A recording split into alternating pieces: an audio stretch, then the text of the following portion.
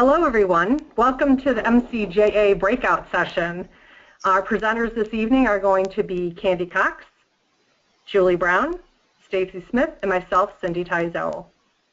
We want to thank everyone for signing on, and if you do have questions, you can. Unless you're going to turn your webcam on. Julie. Hello, Julie. Mute your microphone.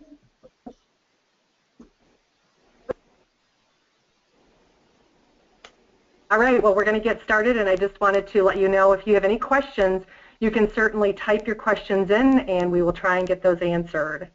We have a lot of information that was sent by many of you. Thank you so much for your suggestions, and we're going to get started. So I'm going to pass this over to Candy, who's going to begin this slide presentation. Hi, this is Candy, and I've been asked to speak on professionalism. Judges of competitive cheer are required to wear a solid white blouse, shirt, or top, a black skirt or black dress slacks, and any additional garments such as a blazer shall be black. Please try to abide by this rule. It is very important that we wear the appropriate clothing. We've had people wearing inappropriate clothing. And every time we take the floor, we're representing competitive cheer. So let's make sure we look professionally as we're representing everyone. Discussions in the judges' room. Please do not talk about other officials, other teams, or coaches.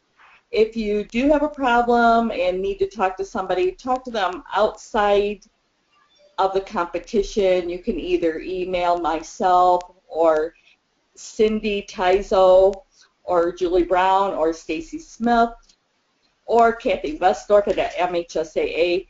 But let's not, for a better word, gossip among ourselves, because we never know who we're talking about or who may be a friend or a relative. At the judges' table, do not write down team scores. And do not be texting or taking calls at the table. If you need to check on a family member or something, please go to the judges' room on the breaks, and do not do any discussion at the judges' table. Another thing, please do not do timing with your cell phone. If you forget your stopwatch, please ask another official and use their stopwatch, but do not use cell phones. Thank you.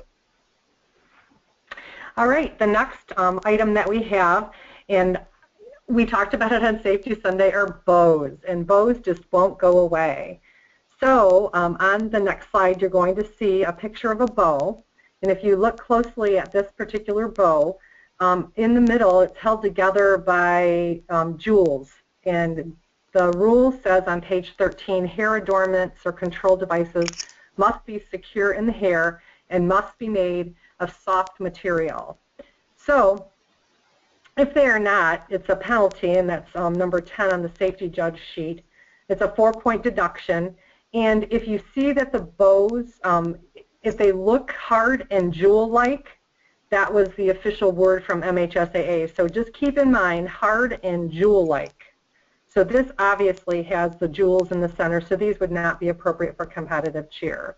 What you do need to do, though, is if you don't see these before the team performs their first round and they have them in their hair, you would want to talk with the coach and ask the coach to have the team remove those, because the next time that they compete with them, which would be round 2 perhaps, that then we would assess that penalty.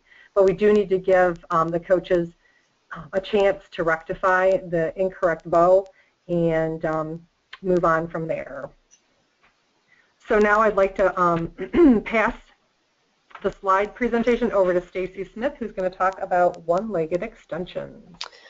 All right, there seems to be many questions still concerning the choreography bonus and the OLE. In our clarifications that came out this year, it states only allow a choreography bonus credit for one-leg extensions that originate and fully extend unbraced.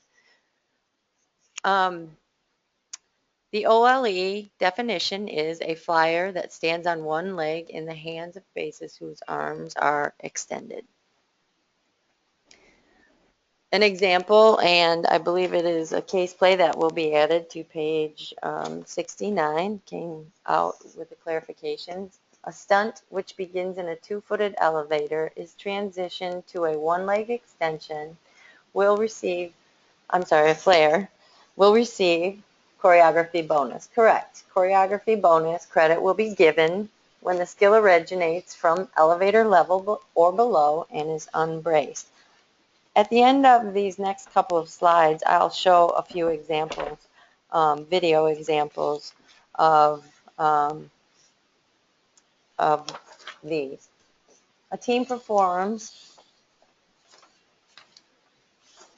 a one-legged extension once the stunt is fully extended and is held, and held indicates a controlled position.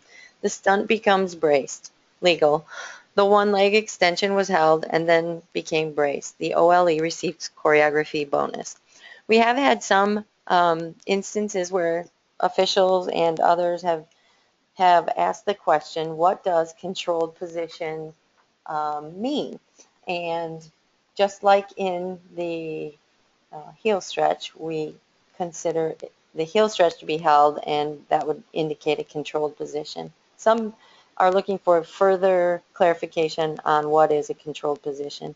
However, it's one of those things that you will know when you see it.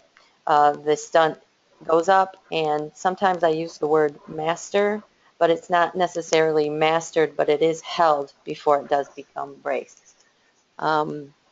Moving on, a stunt begins with a mountain climber, a flare where the flyer begins with one foot on the cheering surface and climbs bases, hand to foot, contact switching, weight from base to base, ending in an extension, and ends in an unbraced OLE. The team does not receive choreography bonus. The choreography bonus credit will only be given when the skill originates from elevator level or below and fully extends unbraced, because the leg that the OLE finishes on originates from an extended position above shoulder level. This does not count as OLE choreography bonus. First of all, I'm going to start with the mountain climber.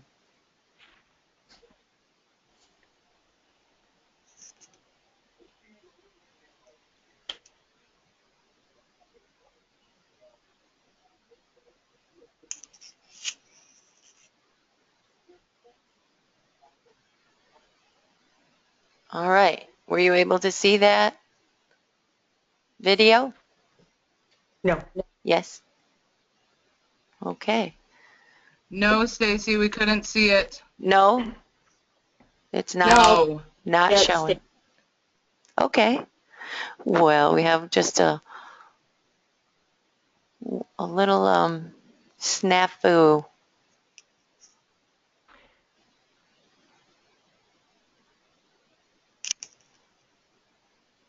Sorry, guys. Have to, you know how it is when you have technology, right? Never goes the way you think it's gonna go.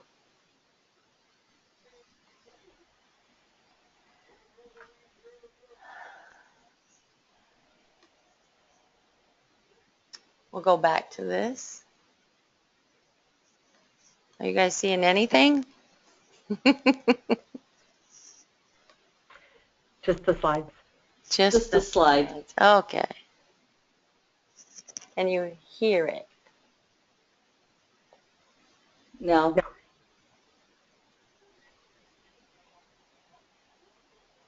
All right. All right. Can you see it now? Yes. Yes. All righty.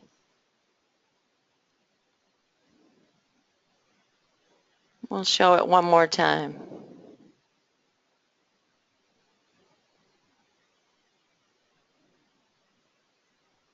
Good deal. That was the mountain climber. Okay. We'll get back to OLE held, then braced.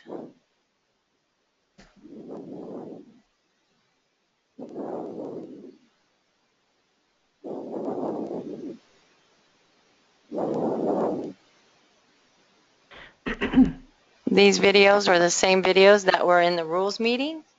We also shared them at our training sessions in the fall, and I believe train the trainer. Okay. And the OLE not braced before being held. The next one, the intent was to show it unbraced before being held. However, I'm going to show that one more time.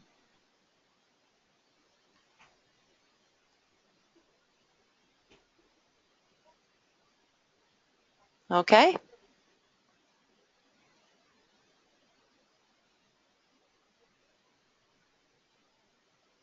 And one last time, just to show. She goes up. She has to hold on to make that mastered. Okay. Continuing on.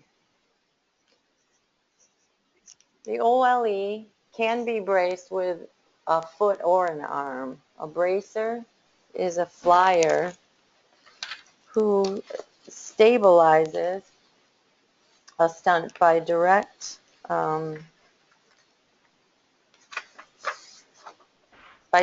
contact with another flyer. The stunt would remain stable without a bracer. I'm going to show one more video of a stunt being braced by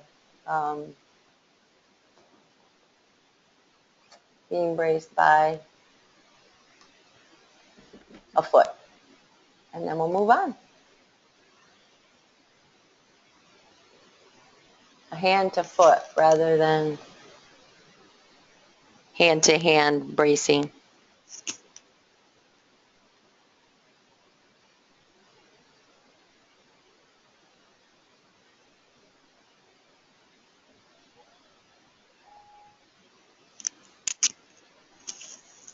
Okay.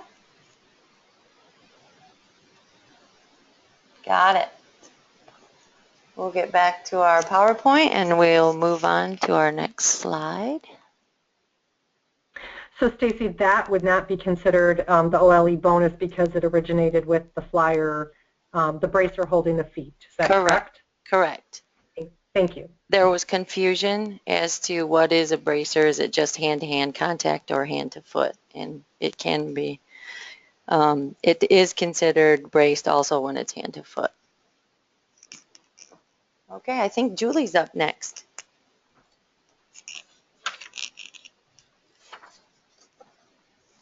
Okay, so the question arose about choreography bonus for team tumbling, and when does tumbling begin? Is the approach counted as the beginning? Is the lunge counted? Is the run part of the start on the same count? We'll get to the forward roll in a second. So the book states actually that the tumbling itself has to start on the same count. What we've been seeing usually, I think, is that most teams are starting, if they have a hurdle beforehand or they have a lunge beforehand or a run even, they're starting the run and the tumbling at the same time. And we, have been counting it. So we need to be careful about that. The book does state that the actual tumble skill itself has to start at the same time in order for it to count for team tumbling. Can a forward roll count in the team tumbling for a high school team? And the answer to that is no, but it does count for a middle school team.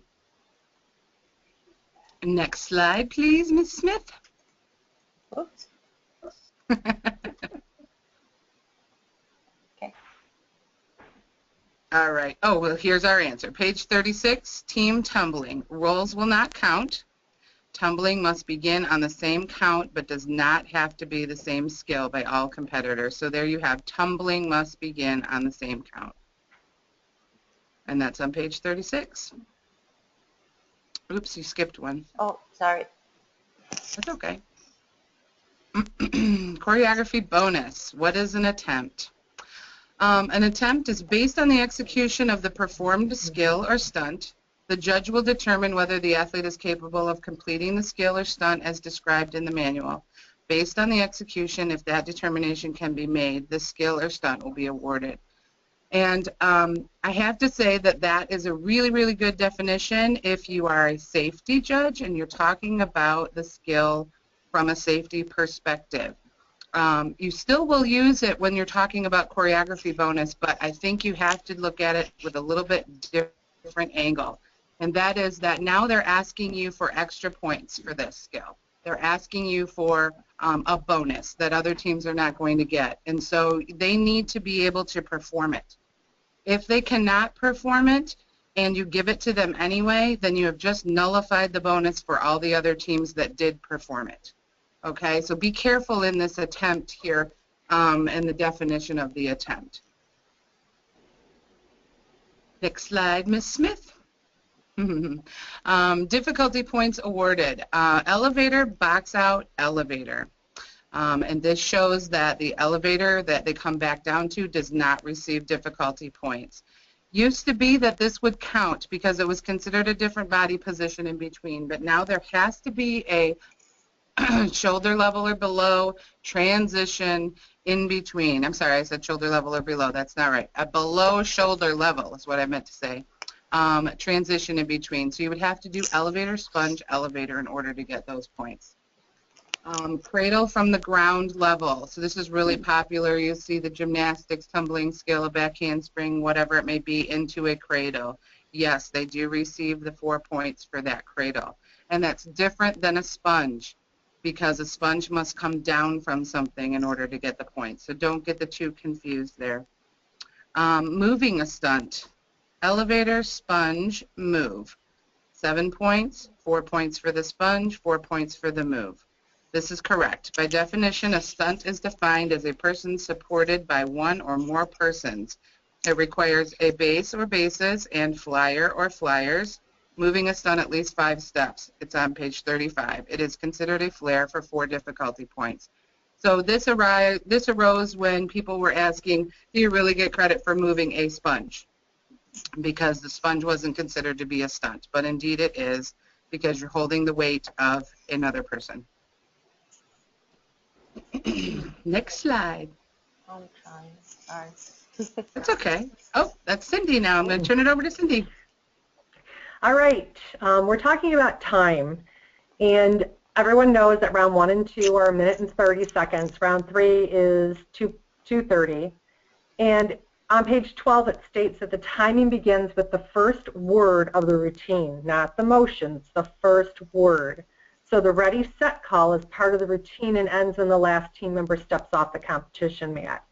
The timing begins even if they're going to count like 1, 2, and then they call the ready, set. So it's the first word that you hear one of the competitors on the competition mat say. So let's take an example. Round 3 time is 2 minutes, 30 seconds, and 68 tenths of a second. Is this a penalty? Well, no, because the rule says 1 second over is a penalty. So this .68 is not a second. It's under a second. So you cannot assess a penalty for this particular time. Okay? So 1 to 5 seconds over time would be 6 points off, and anything 6 seconds and above would be the 12-point penalty. So in round 3, you have a 2:31.55. Is this a penalty? Yes, it is, because it is the 1 second over and would receive that 6-point penalty.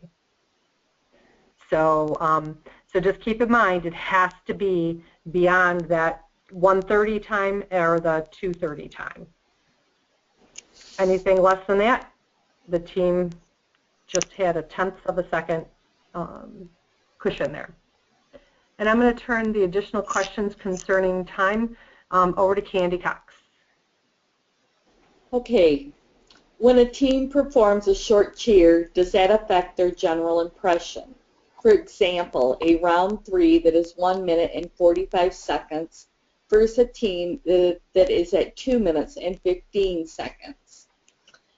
As a panel judge, we do not time the cheer. Sometimes you may feel that it's a short cheer or it's a long cheer, but we cannot really accurately assess this because we're not timing. So at this point, it could, maybe affect your general impression, but we as MCJA cannot tell you that it has to affect your general impression. And then how much time should it take to fill out a score sheet with comments? Well, I think this depends, but we want to judge as quickly as we can, but yet be accurate and also give the team's comments. What we don't want to see are people at the panel table, like 3 panel officials, discussing every score and then have their scores match. Your scores do not have to match, so please try to think independently, do your scoring, and also write comments. If you do have a question, it's okay to ask, but don't discuss each score. Thank you.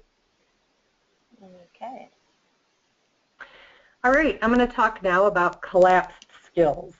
And these kind of have a safety basis to them, so maybe the panel people can chime in as far as points that they would deduct as far as poor execution.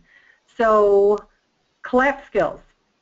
A team member attempts to perform a tumbling or jumping skill and it appears very unsafe. This is on the safety sheet and this is what it says. So if it appears they're doing the tumbling jump and it appears unsafe, then you could provide them with a collapse skill. The same as if a stunt falls unsafely. A lot of people talk about stunts that come down and the flyer winds up sitting on her spotter or she winds up sitting on her base. And we talk about this all the time, that that's what they're doing. They're protecting the flyer, which is very true. However, if you have that flyer that's coming down and all of a sudden she's squishing you to the mat, how safe is that for that back spotter or for the base herself? So that would be something that would be considered a collapsed skill. If the safety judge feels that the safety of the competitor was compromised, you can certainly also, if it's not a really bad fall, but they're all sitting on the floor and you didn't think that it was really hard, but there could have been some compromised health to the competitors, then you could certainly assess that collapse skill. On page 17, it does provide some information for the panel people on what to deduct as far as collapse skills are concerned, and says the head, neck, shoulder area, that would be the 2-point deduction, but also opposite that, on page 16, is what the safety folks would use. So on page 17 it says serious mistake, stunt flare prep transitions that was completed but falls to the floor when the flyer lands on her face, shoulders, hands, arms, knees, or bottom. So anytime the flyer's on the floor, it's a serious mistake and it looks like it's a 2-point deduction from the panel folks. But like I said on page 16, execution errors are not to be confused with spotting errors. The safety judges deduct for spotting and or tumbling errors when the stunt falls and the spotter does not attempt to catch the flyer or break the flyer's fall, and team member contact that's unsafe when cheerleaders are executing gymnastics, tumbling, jumps, and stunts. So these are 8-point penalties. And contact during the splits, just to reiterate, you cannot assess a penalty if the splits are hitting, ever, ever, ever. So if the splits are on top of the feet or crossing over and they're touching, that is not a penalty. So Yes or no, and how many points would need to be deducted? And this is where I need some of the panel folks to chime in here. A competitor performs a back handspring and lands on her belly. Well, this would be a collapse skill because she's not landing on her feet. So how many points would you deduct for that, Candy or Julie or Stacy? I would say 1 to 2 point deduction depending on the severity. Okay. I agree with Julie. Alrighty. So a competitor performs a back tuck and lands on her toes and then falls forward. We see this quite frequently where they land the tuck and then they lunge forward and then they fall to their hands and knees. This is not a collapse skill because they have completed that rotation and they've landed on their feet or on their toes and then they fall. So as far as safety is concerned, that would not be a collapse skill. But for panel, I think, again, you're looking at anywhere from a 1 to a 2 point. Based on page 17 deduction chart, a major error is an aerial skill, hand, arm, or knee touch before feet is a 0.9 to 1. A serious mistake, a collapse to the mat directly on the head, neck, and shoulders. okay. So would we see this for safety? We leave it up to the panel people to take care of any deductions.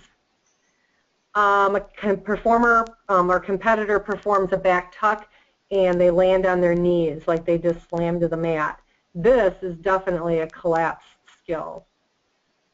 So that would be a point penalty for them.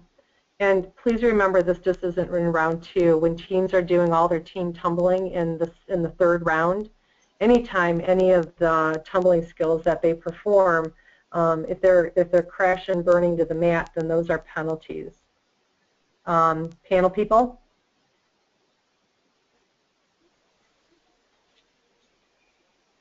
How many points would you give off for this? Again, it's a major error that has occurred.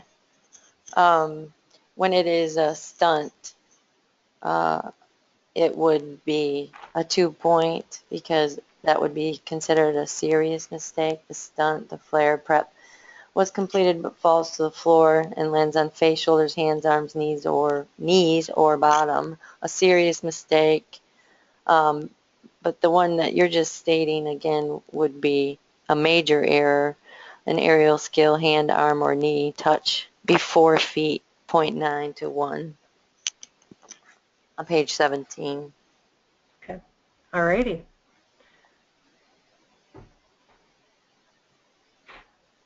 All right.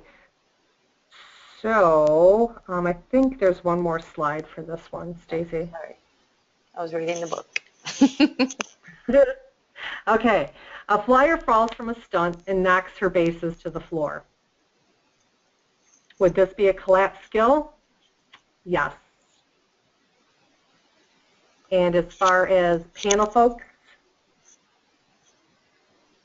Again, I would reference page 17. It would be a serious mistake, so the 2 point. I would agree. Okay. I agree. Okay. All right. A flyer falls from the stunt. Spotter catches her just as we talked before, but her flyer and spotter are both on the floor. That would be considered another collapse skill because they're both on their bottoms. And what about you guys for panel? It says on page 16, under stunts, flares, preps, and transitions, a 2 point deduction will be assessed for a base or spotter who takes a major fall either for cushioning a flyer or was knocked down by the flyer. Okay. So I believe that would actually be 2 points per flyer, or would you count it as 2 points for the whole thing? 2 points for the whole thing. Gotcha. Is that how you would assess it?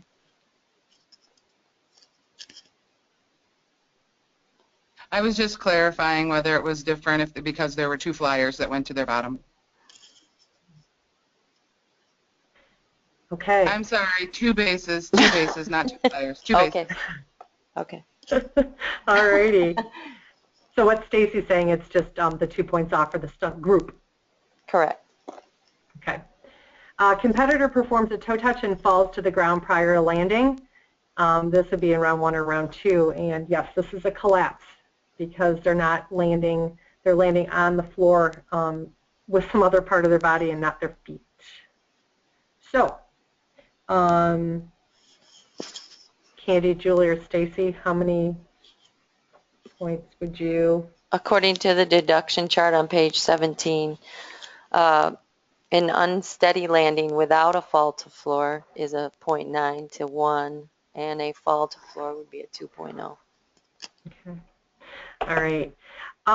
I just wanted to point out to everybody that's on the call, if the manual is our guide, and so if you notice, Julie, Stacy, and Candy are all using that to guide them on what kind of point deductions that they would assess.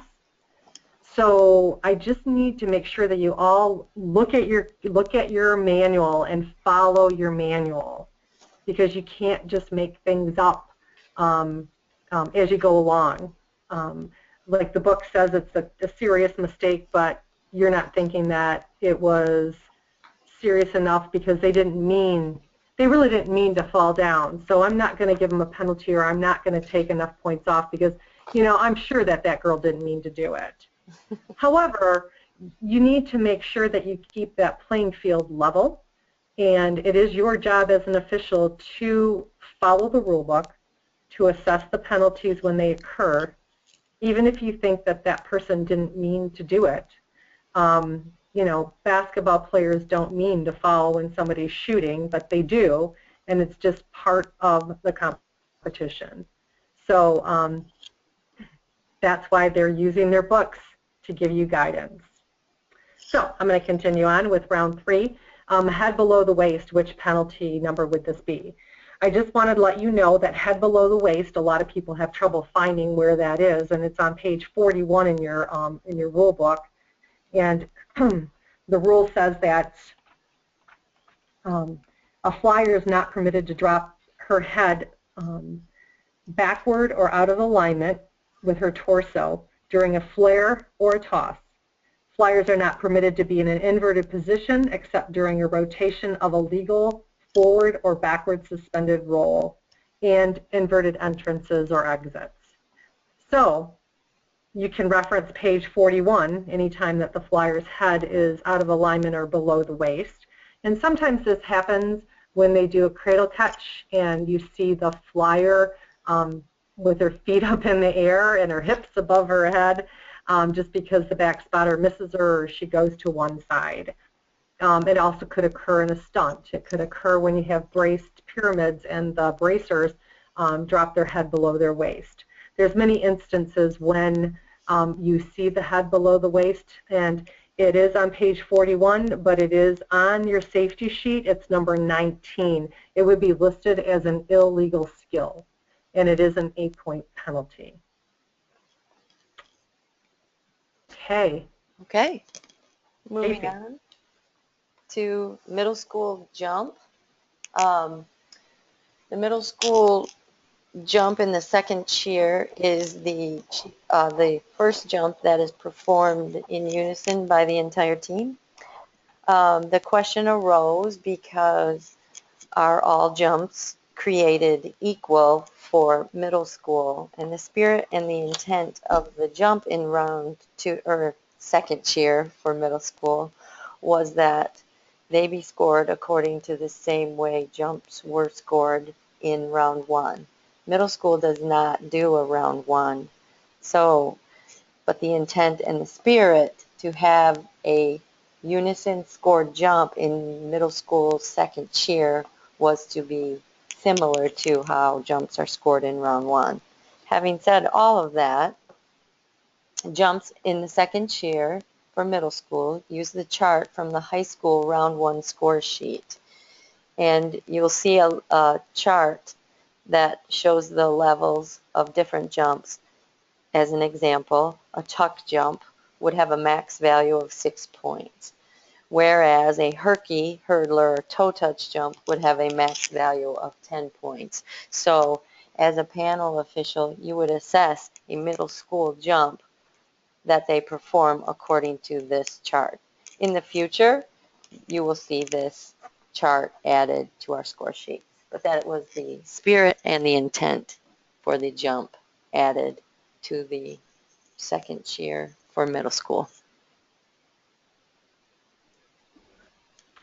Okay, middle schools, what can they do and what can't they do? What flares can be performed at the extension level? On page 76 of your rule book, it says that a QP or a double-braced Liberty are the only two flares that can be performed at the extension level. And please remember that both of these do require the front and back spotter. Now, front and back spotter, what I see a lot of is the back spotter's in a great position. She's holding on to either the base's arms or the flyer's legs. But then you have that front spotter who, at the middle school level, is required to be in the same position that the back spotter is, either touching the bases or touching the flyer, but not the hands of the bases or the feet of the flyers. See a lot of those front spotters in the middle school level holding on to the feet of the flyer or, you know, touching the toes. So all of those are not the correct spotting. So at the extension level, QP or a double-braced Liberty are the only flares that can be performed at the extension level. You cannot do any rotation and excuse me, and they can't like rotate it around. That's considered a flare. So anything other than these two items would be considered illegal at the middle school level. Okay. Okay. Moving on. Yep. It's the questions, but I do have a couple things that folks had sent in. Okay. And I just wanted to perhaps address those. Non-competitors, the bench kids, and what they're yelling. The rule book says that they cannot yell the cheer. So now what we hear is we hear teams yelling and screaming and banging on the floor and all of those things, and they're not yelling the cheer. But we're hearing them do more fire up items. We're hearing them yell, you know, things like, who are we? Or, you know, fire up, or, you know, just other things that they're saying. And the rule book states that they cannot yell the cheer. So that is really the only time that you can assess a penalty, is when they are yelling the cheer.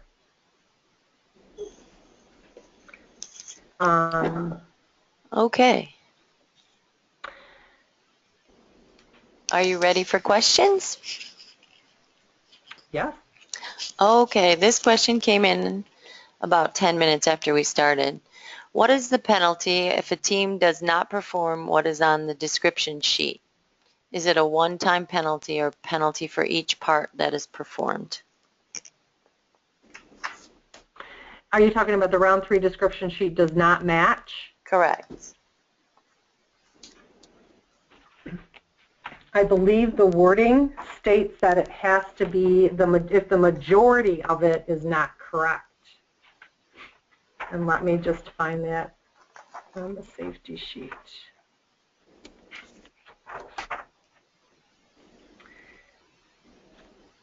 Performance That would be sequence. number 14. Performance sequence does not match the routine description sheet submitted. And also go ahead, Stacey. Substance and sequence. And I believe we do have a case play. In Q? No.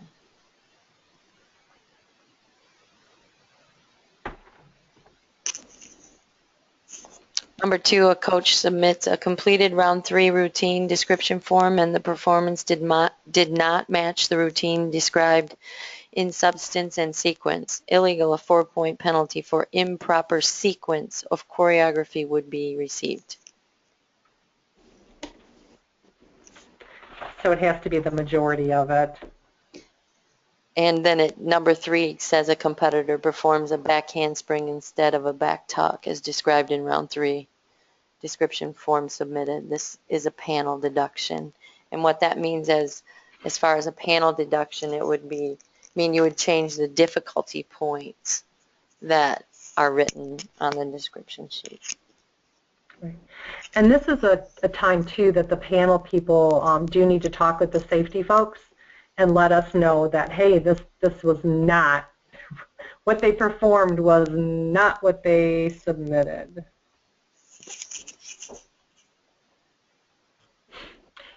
It's kind of the same way as in round 2 when you're expecting them to do a back walkover and they throw back handspring. So was it correct on a safety sheet or a panel sheet? If it's not, then it's not the correct, they did not submit the skills correctly. And that would be a penalty for them. Some people logged in late, and so one of the questions is, will this be posted anywhere after we're done? And I would just like to state also that it will be on the MCJA website. It's mcjacheer.com. And right now you can also view some of the safety Sundays that have happened, the last 2 that have happened. So that was another question. And I'm just going to read this one. Are you ready, Cindy? Yes. I was at a competition as a safety official and was challenged for giving an 8-point penalty on a collapsed back tuck, where she landed on her feet but then fell to her forearms. The coach referenced page 66, section D, and did not feel the feet arm landing was not a collapse skill. Could you verify if this was correct according to the manual? Well, the manual allows safety officials to make a call. If you're looking for something in black and white, what it's saying is that if it looks unsafe, if you feel that the competitor had their safety was compromised or could have been compromised, then you can certainly provide, you can assess that penalty. Because I would go to any collapsed skill,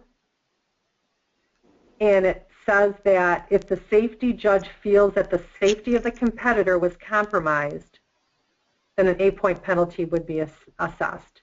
And it says when a team member attempts to perform a tumbling or a jumping skill and it appears very unsafe or falls unsafely, then you can certainly. So if that particular competitor did a back tuck and landed like on her toes and then flew onto her arms and almost smashed her face into the mat, even though we gave you the example where she fell on her toes and then went to her hands, in that particular situation, you must have felt that that competitor was unsafe and that you felt that there could have been substantial injury to that particular competitor. And so you could have assessed that penalty with that explanation to the coach. Good. All right, another penalty question. Can middle school have a jump before the team jump that not all competitors perform, or is that a penalty? I'm assuming what they mean. Okay, go ahead. That is a 22-point penalty, and it is because not all, and what it says on your safety sheet for the middle school is jump not performed by all team members. And it is specific in here that the jump in unison must be the first jump that the team performs. So if you have half the team that performs a jump and then the entire team performs it, that's their 22-point penalty. And let me just find it real quick in the junior high descriptions. It's on page 73, and it says the first jump in the round shall be the required jump. Okay. This next question refers to when we were talking about additional competitors sitting on the floor yelling along with the team performing. Okay. And the question asks, is it the whole cheer or a couple of words such as the end words yelling for the team on the floor? So if they say at the end, "Let's go team," at the end along with the team on the floor, is that a penalty? What we've been seeing, we don't know if that's something that they teach their fans and the bench kids to yell with them. Usually if it's just the last couple of words, it hasn't been a penalty.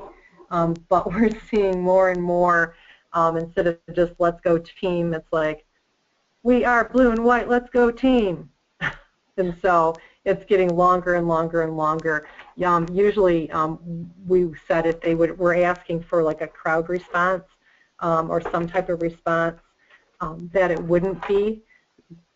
But then again, can you tell if there's a crowd, if they've asked for a crowd response, or do they just know that that's how they're going to end their cheer and they've trained their crowd to yell the last few words? So I would say if it's just a couple of words, probably not. Okay.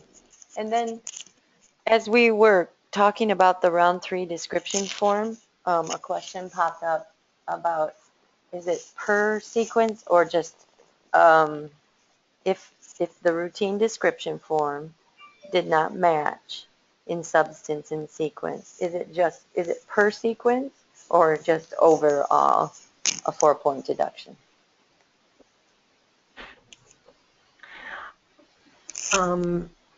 I'd have to look, but I thought that it was written if the majority of it was incorrect, then that's when the penalty would be assessed. I think you answered already, but I'm not sure if this came before or after you answered that, so I just wanted to clarify. Real quickly, can I just interject on that? If you look at page 86, which is the back of the penalty sheet, it gives just a little bit more insight onto that. It says say that page again, please, Julie. 86. Okay. And it refers to improper sequence as well as routine description.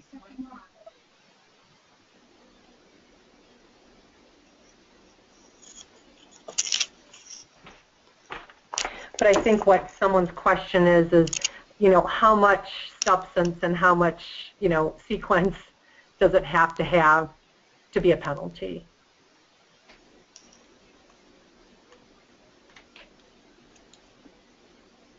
Okay, and the next question is, how far from the mat are the extra competitors or fans that are yelling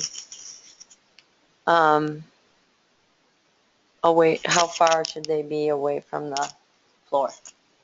10 feet. From the mat, 10 feet. Okay. Yep, and that's on page 13, and it says area for non-competing athletes.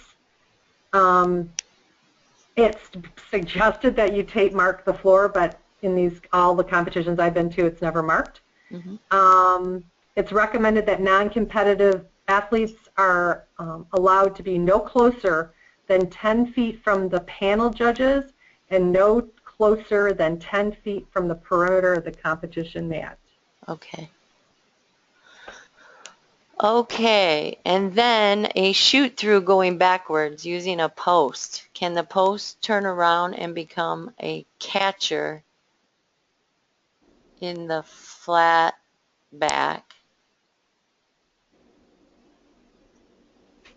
in the face down flat back, or flat back? shoot through going backwards using a post, can the post turn around and become a catcher? Okay, I think that I know I've seen what you're referring to. And what happens is when that person is a post, and then she shoots her legs backwards, she's standing out in front of her, holding her hands. So envision the flyer kind of in a Superman position with her arms in front of her, and that post is holding her hands in front of her. So she really wouldn't qualify for one of the catchers being around the outside of that flyer, the 4 catchers that they need. Because she's not between them. Correct. She wouldn't be able to hold that flyer between Okay. the catchers. So you would need additional, catchers back there besides the original 2 bases. Okay, and then the next question asks, when a team, and you may have answered this already, I'm not sure, when a high school team has when the flyer and spotter softly come to the ground, would you assess the collapse? It refers to when we were talking about collapse skill, collapse stunt. Yes. And I think you already answered that. Yep. Additionally, when a high school team has a front spot and they touch the feet of the flyer, is this a penalty since No. the front spot is unneeded? No, you do not. As long as there is one competitor who is spotting, who meets the requirements for a high school team, if they choose to put another spotter in there, that spotter doesn't have to follow the rules. So she could touch the feet of the flyer or the hands of the bases.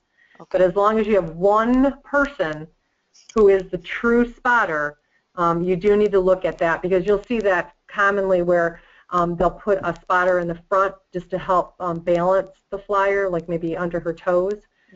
So in the high school, if they choose to use an additional spotter, they don't need to follow the spotting rules as long as there is someone who is the true spotter. That's touch, watch, and away. Okay. I have one more question that I see that I missed, and it's concerning the OLEs. It says, what if the flyer's free foot stands on the base's hands prior to hitting a held or controlled position to I would guess, a lib? Does this OLE count towards choreography bonus? And Julie, maybe you can help me answer this one too. So I believe what she's stating or asking in this question is the team goes up on 1 foot, a 1 foot grip with 1 foot, while the free foot stands on top of the hands of the bases and holds before pulling up to a lib or a heel stretch. Well, I guess that's really quite a judgment call, as to kind of be there and see that. She is on 1 foot, so the majority of her weight is going to be on that 1 foot. How much help is the other foot giving, I guess, is the question. What do you feel like, Stacy? And it would probably be a judgment call based on what you see there, if both feet are putting weight on the hands of the bases. Right, because she still is actually being held only with 1 foot, but she's getting extra help, if you will, by using the other foot for balance. Okay. This is Candy. I agree with both Stacy and Julie. It's a judgment call. Until you see it, it's probably hard to give a black and white answer. Okay. And I think you just answered this question. What's the ruling on the 4 catchers for flat back? Does a flyer have to be between the catchers, or can the back catchers have flyers' feet come into the catchers? Did you answer that already? We kind of did, but please remember, anytime that a flyer is coming down to a flat back, you need to have 4 catchers that are between, and the feet of the flyer in if you're the chest of the base or the back spotter is not between. So you need to have 4 people that are between between the flyer. So that person, even though it's the 4th person, she's not between what we would consider between on the sides. So I guess between is the sides of the flyer, and I think that's going to be clarified. Okay. And this next question is looking for a definition of changing bases. So we can add that to questions or items that need to be added to the glossary. Changing bases. They're asking. So please define what is changing bases. Well, I think it's answered on page 62 about transitioning the flyer. 62, okay. It just says when the flyer is being transitioned from one stunt to another involving same bases or different bases. 62 and 63 show the transitions. But maybe, in reading those, it's not a good enough definition of changing bases. Is that what that person's asking? They just said, please define what is changing bases. Okay. I think maybe they're looking for those exact words, but it actually falls under the transition definition. Okay. And it looks like those are all the questions that I see. Now, after this, if I go through them again and see that we have not answered something, we for sure will answer them somehow, some way. I have just one question. We have a little group here where I'm at, and the question is for safety, and it has to do with in a braced stunt, before the bracers actually are bracing, one has to reach over and steady the center stunt. So she's not real steady yet. So she's in a lib and she reaches over and, puts her hands on her back to help steady it. Is that okay? Okay, so if I'm thinking about what you're asking, is it okay, so you have a center lib who has bracers on either side that are at elevator level? Correct. Okay. And I'm assuming that everybody is facing forward? Yes. Okay. Now, one of the spotters on the elevator reaches over and touches the middle stunt? Yes. So to steady her. That would be fine because you don't even, if it's a non-release and they're not releasing at that time, you really don't even need a bracer on the elevators. So that would be fine. Right. Yeah? Okay. Give me 1 second.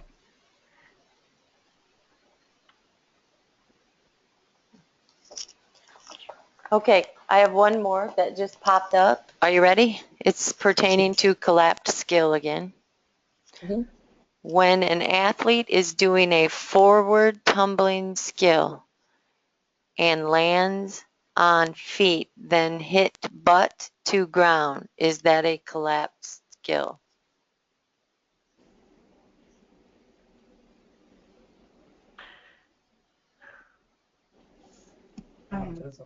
I think the butt to the ground kind of says it in most cases. Anytime, that happens. Okay.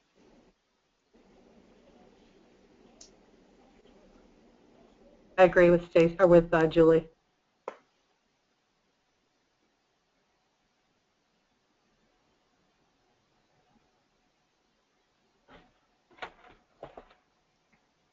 Oh, and this one wants us to reiterate one more time. What was the answer to the team members saying the cheer not on the mat? If they're saying the cheer, they're actually saying the words to the cheer, that would be a penalty. What about but if the it's coach? just at the end, The coach can do whatever she wants. The coach Okay. can count. The coach can yell the entire cheer with them. Okay. The coach can do anything she wants from the coach's box. Okay. Yeah. The coach can coach. And Julie, did you have one more question? No, I think that we got it all set here. Oh, I missed one. It popped up. Do teams receive 4 difficulty points for a college drop? Is a college, Julie, can you answer that? Do you know if they mean a college drop from you're in an extension and they come all the way down to the floor, not coming to a sponge? And they I kind think of that's grab what they the wrist. refer to. Yeah. State that again. Yep, some call it a Purdue. Oh, a Purdue.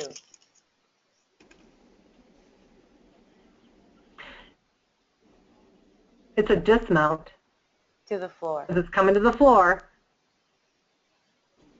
It's not, doesn't have a flare to it. No.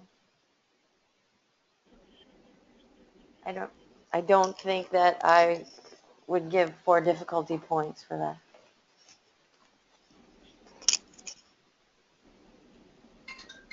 No, I agree, Stacy. There wouldn't be any points for that. Okay.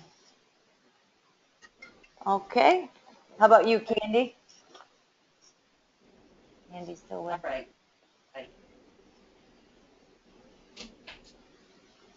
Cradle question. There's a cradle question I must have missed. They're asking about a cradle.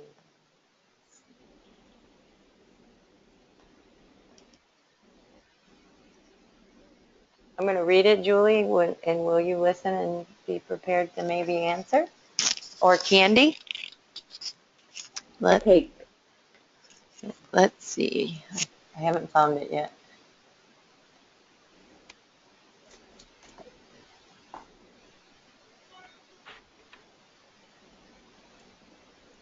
Oh, cradles coming from a backhand spring. It says on page 33, dismounts, cradles, 4 points. Where do cradles get 4 points for jumping in from the floor or a gymnastic skill?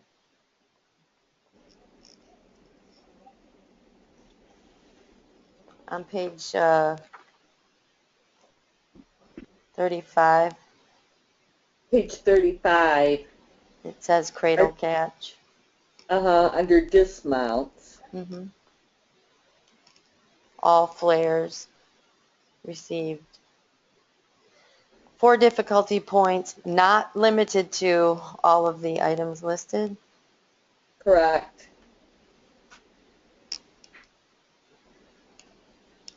Okay, so are they asking because the confusion is that a sponge only gets points if it comes down from something, but a cradle will get points whether it comes down or goes up?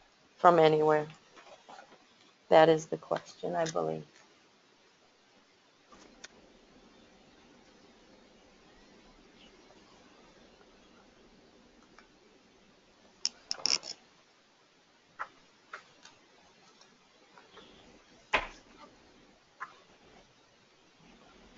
Yeah, I think it's just one of those things that you do get points for it. Okay. And one more question. In tumbling, does a full twist layout count towards twist or 360 choreography? On That's on page 35, 30. it says flares will not receive additional points when performed during tumbling passes. So, and on page 36, it says full twist to cradle or 360 flare. A team may perform both skills. A 360 flare refers to a vertical twist performed by a flyer up or down. So the key there is flyer. and it states full twist to cradle or 360 flare, and the 360 flare refers to a vertical twist performed by a flyer up or down. Yes. Mhm. Okay.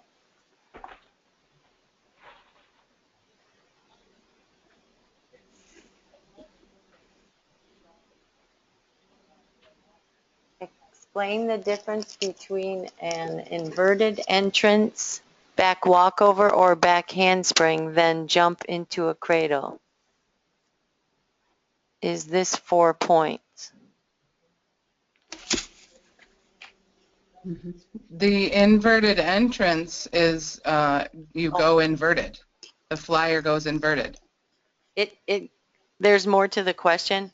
I think I sorry. understand what they're saying. Do you get the points for the tumbling skill like a handstand or a back walkover in addition to the inverted entrance? And the answer is you get 4 points for it all as one unit being the inverted entrance.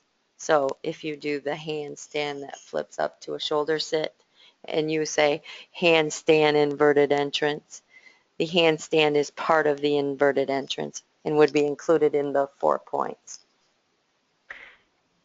And Correct. just like an inverted exit, it's a back walkover inverted exit, so you're not going to receive the back walkover points and the inverted exit points, correct? Correct. It would be all Correct. inclusive into the 4 points as the flare. And one more question popped up. Do you receive 4 difficulty points for a toss? It's not elaborated, but I'm going to guess that it's concerning when it's a braced skill and they do multiple things in the braced. And Julie, I bet you can answer this one. The toss. I think the confusion happens because in the book it is limited, or it is listed under a flare. It says braced release skill.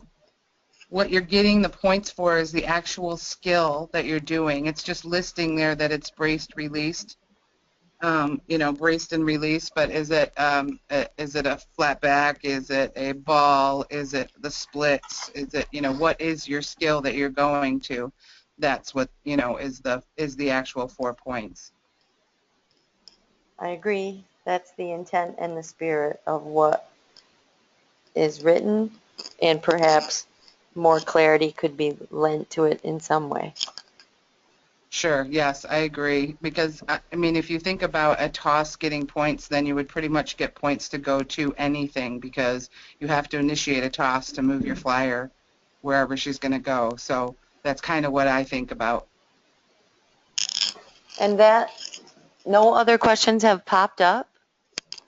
So that ends the questions here. Did you have more questions, Julie, in your group?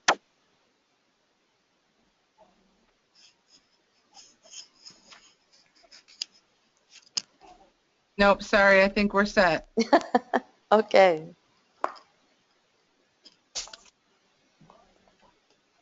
Cindy? Nope, I think that I have everything I had in my notes. After the session is over, there will be a survey, and we would like you to take that survey to help us in our future webinars and safety sessions. All right, well, thank you everyone for attending. Please remember Candy's professionalism as we finish up our season. Thanks for attending, and safe travels to everyone in the next few weeks. Have a great night. Thank you. Great presentation, Thank you guys. you. Bye now. Bye.